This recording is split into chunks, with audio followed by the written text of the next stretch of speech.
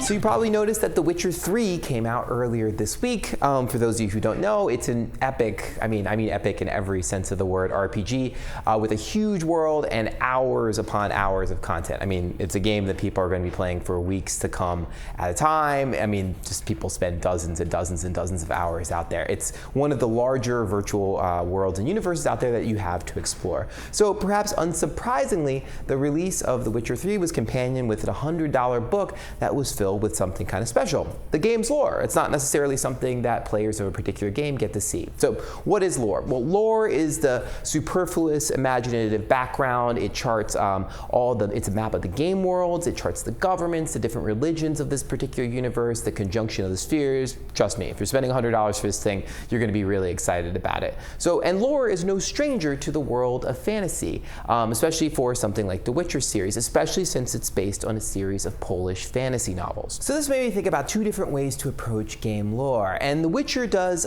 some of both of these different ways to explore lore. The first is by seeing it or reading it. So Elder Scrolls or World of Warcraft, they convey lore through books that you find on shelves in the games, through the Geralt of Bards, the cinematics, etc., etc. But there's this other way, which is really interesting, and sometimes you pick up lore simply by playing it. So some games recently, Bloodborne, for example, have made discovering lore itself a bit of a metagame. So that game, Bloodborne, is steeped in lore, but you have to read between the lines in order to find it. And this latter way is really good because it fosters an environment of fans banding together to figure out what's going on. Like this one fan, who I'll link to in the description, who wrote a 90-page thesis speculating on Bloodborne's story. Also in Netrunner and Magic the Gathering, there's a great method that Richard Garfield had used to embed lore in the cards that you use. And one of the things that Garfield had said was that world building isn't something designed just hands-off. The key is making the play of the game itself convey the flavor. So it's really interesting to see these different types of approaches, and at least how The Witcher is experimenting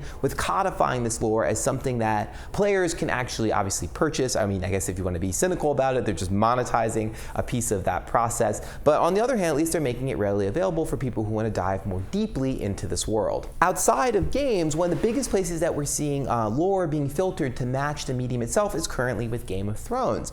George R. R. Martin, who writes the books and the screenplays, has said prose and film have different techniques and weapons that they use. In a book, Martin has internal monologue and can give you access to a character's thoughts. While you're watching on screen, the actor has to sell it with his eyes and the set of his mouth, according to Martin. He also mentions how in the book he can tell the story from multiple perspectives, but on TV he has to keep things consistent because there's just a single sort of viewpoint that you're able to tell through the medium of television.